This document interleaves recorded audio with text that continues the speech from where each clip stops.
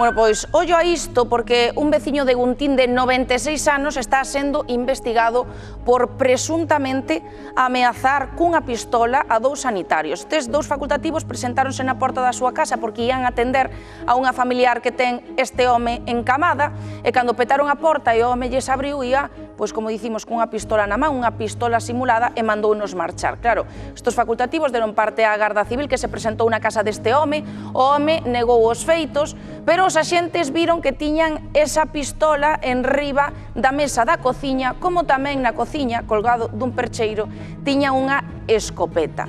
Como dicimos, este home ten 96 anos, obviamente retiraron as armas por estes feitos, pero está a punto de cumplir 97, chamounos moito a atención que ten ese permiso de armas en vigor, Espiño. Sen dúbida, falamos dun caso duro, un caso bastante duro, pero tamén nos quedamos con ese dato. Este home, case 97 anos, e con permiso de armas, con a licencia de armas completamente en vigor, como ten que ser. Bueno, xa sabedes que para ter este tipo de permiso hai que pasar un psicotécnico. Fanse todo tipo de probas, probas visuais, probas auditivas, incluso se fai unha especie de entrevista, de test psicolóxica.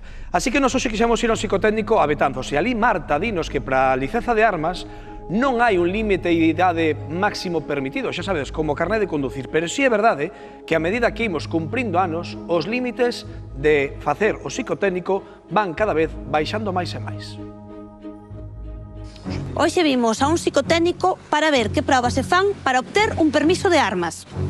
Para hacer un psicotécnico para un permiso de armas se hace una evaluación tanto física como psicológica. En esta parte pues también vamos a hacer un cuestionario psicológico, le vamos a hacer un montón de preguntas a la persona para valorar un poco su estabilidad mental, emocional, y aparte de eso también tenemos una batería de pruebas informatizadas que también nos va a dar mucha información, ¿no? Empezamos preguntándole a la persona para qué va a utilizar el arma, si tuvo algún accidente con la arma, si le retiraron la licencia alguna vez, y después sí que en la parte psicológica pues se le pregunta si toma medicación, si tiene algún tratamiento psicológico. Por exemplo, falabas antes da tensión. En que pode influir a tensión a hora de ter o permiso ou non? Bueno, claro, tiene un riesgo de un accidente cerebrovascular o de que le pase algo, bueno, y esa es una parte médica que tiene que tener controlada. Hay ciertas cosas para las que no estás apto para tener un permiso de armas. Una enfermedad mental importante, por ejemplo, o una persona con un deterioro cognitivo importante.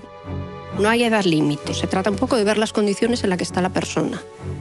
Actualmente los permisos de armas se renuevan cada 5 años y a partir de los 67, cada 3 años tienen que presentar un visado. O psicotécnico de armas é máis de xente, por así decirlo, de mediana idade maior. Aquí sí.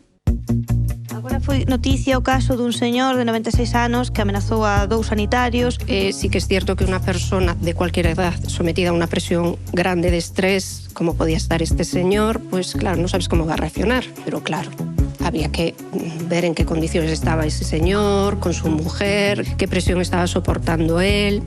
É fácil detectar cando veñen aquí ao psicotécnico se esa persona está sometida a unha presión, a un estrés? Se detecta bastante. Y en esta prueba, por esta línea azul sale una bolita roja, que aquí en esta parte blanca desaparece.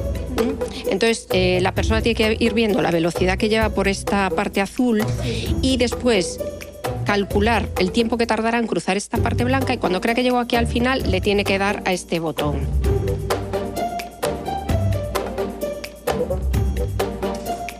Vale, bueno, yo creo que bastante bien, yo creo que te salió bastante bien. Entonces las líneas rojas se van a mover y con los mandos intentas que estén dentro, ¿no? Tienes que ir teniéndolas dentro. Sí, las dos, entre esto y las otras pruebas y cómo tú lo ves y lo que te cuenta. Bueno, pues es un cúmulo de cosas. Si tienes las capacidades, eres una persona que te encuentras bien físicamente y psicológicamente, no tienes por qué tener problema. Podemos estar tranquilos entonces. Yo creo que sí, yo creo que en líneas generales sí. Precisamente hoxe viñemos ata a Armería Toribio, aquí en pleno centro de Santiago de Compostela, e Modesto, imos falar dos diferentes requisitos que temos que cumplir para ter un permiso de armas, que é o que temos que cumprir. Vamos a ver, para ter un permiso de armas en España, o primeiro é ser maior de 18 anos. A partir de ser maior de ter os 18 anos, tes que facer unha solicitude á Guardia Civil que conleva a preparación dun examen teórico e unhas probas prácticas en unha galería de tiro.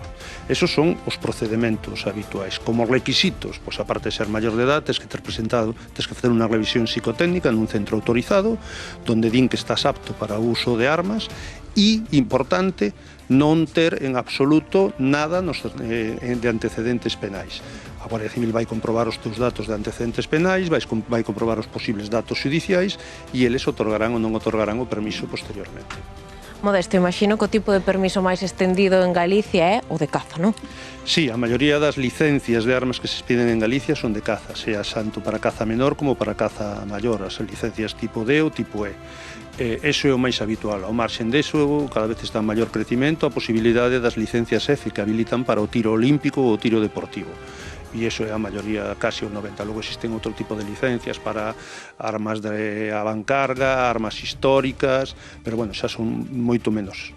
Precisamente temos aquí dous exemplares, aquí o que sabes de nomes técnicos estimo desto de caza menor e caza maior. Cal sería un pouco a diferenza entre un e outro? Ben, a negra, esta primeira, é unha escopeta de caza, o que se coñece habitualmente por unha semiautomática, unha escopeta de 3 tiros, que é máis utilizada nestes momentos en Galicia, pois para caza do coello, ou da perdiz, faisán, acuáticas, basicamente. O de alao é un rifle de cerrojo, dun calibre bastante potente, a típica arma de caza maior. Aquí poden ser o de cerrojo ou tamén semiautomáticas, en este caso é un cerrojo de alta calidad, que é o máis utilizado probablemente para o jabalí, corzo, algo de ciervo, habitualmente eso para bichos máis grandes.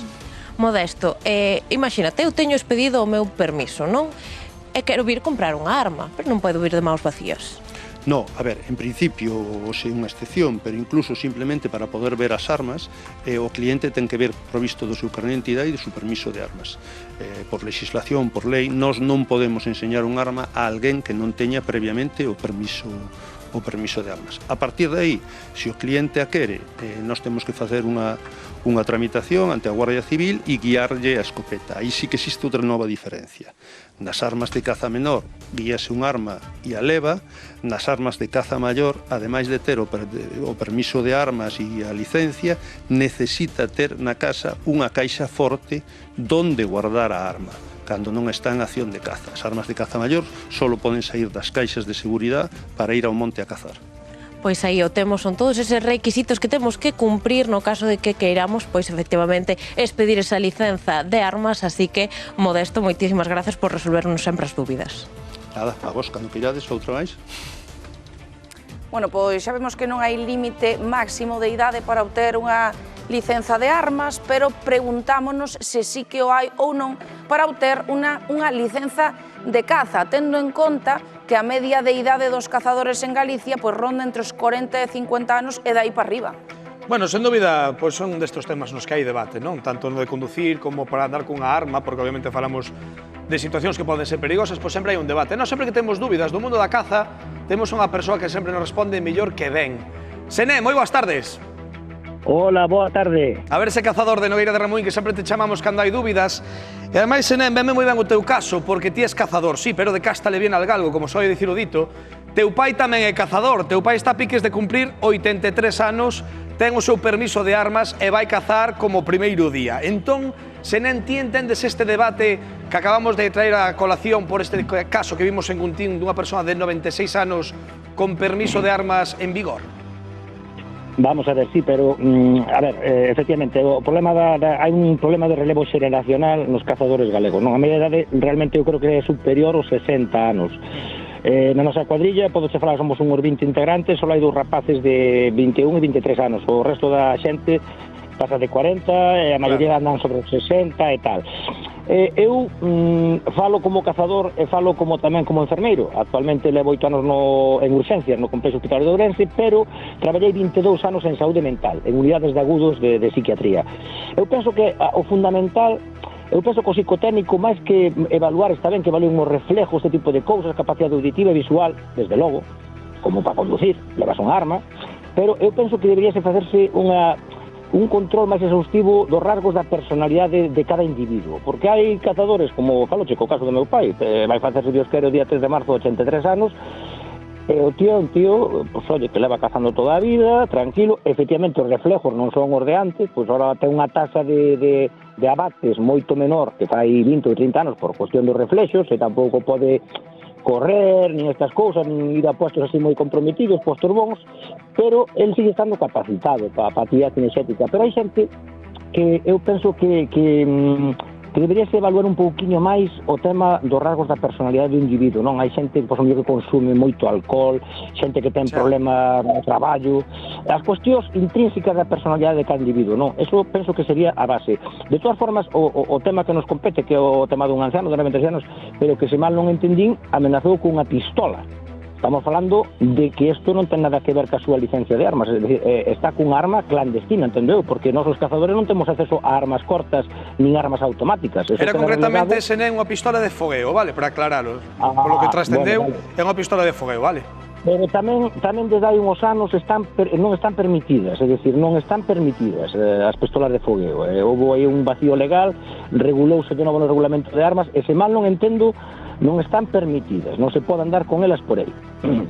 Pero, bueno, xa te digo, eu penso que o fundamental, máis que a idade, porque hai xente, eu teño visto, por a miña experiencia, eu recordo anecdóticamente, vou comentar, na unidade de agudos, eu tuve ingresado a un paciente esquizofrénico, psicótico, grave, con 30 anos de medicación, e o tío tiña un permiso de armas, unha licencia de caza, e tiña 2 escopetas e 2 rifles. Eu decía, Dios mío, Jesús. O sea, son cousas un pouco, isto é anecdótico, non é o corriente.